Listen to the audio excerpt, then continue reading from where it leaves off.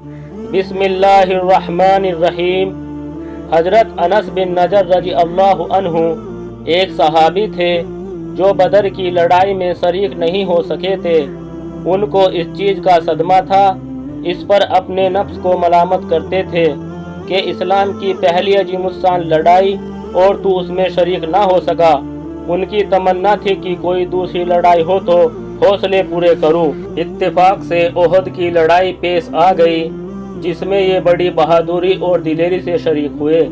احد کی لڑائی میں اول تو مسلمانوں کو فتح ہوئی، مگر آخر میں ایک غلطی کی وجہ سے مسلمانوں کو شکست ہوئی۔ وہ غلطی یہ تھی کہ حضور اکرم صلی اللہ علیہ وسلم نے کچھ آدمیوں کو ایک خاص جگہ مقرر فرمایا تھا کہ تم لوگ اتنے میں نہ کہو اس جگہ سے نہ ہٹنا، کہ وہاں سے دشمن کے حملہ کرنے کا اندیشہ تھا۔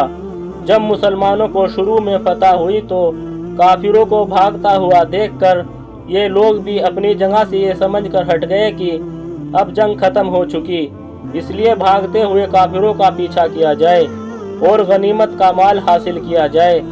اس جماعت کے سردار نے منع بھی کیا کہ حضور صلی اللہ علیہ وسلم کی ممانعت تھی، تم یہاں سے نہ ہٹو، مگر ان لوگوں نے یہ سمجھ کر کہ حضور صلی اللہ علیہ وسلم کا ارشاد صرف لڑائی کے وقت کے واسطے تھا، وہاں سے ہٹ کر میدان میں پہنچ گئے۔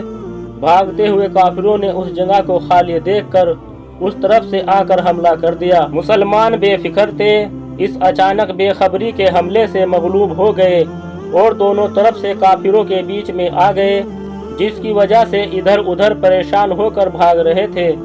حضرت انس رضی اللہ عنہ نے دیکھا کہ سامنے سے ایک دوسرے صحابی حضرت سعد بن معاذ رضی اللہ عنہ آ رہے ہیں۔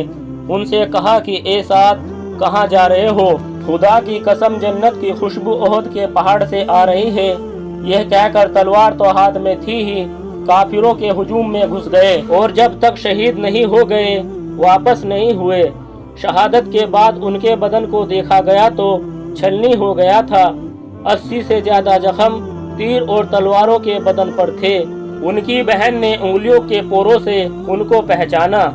اللہ تعالیٰ کہنے سننے سے زیادہ عمل کی توفیق عطا فرمائے، آمین۔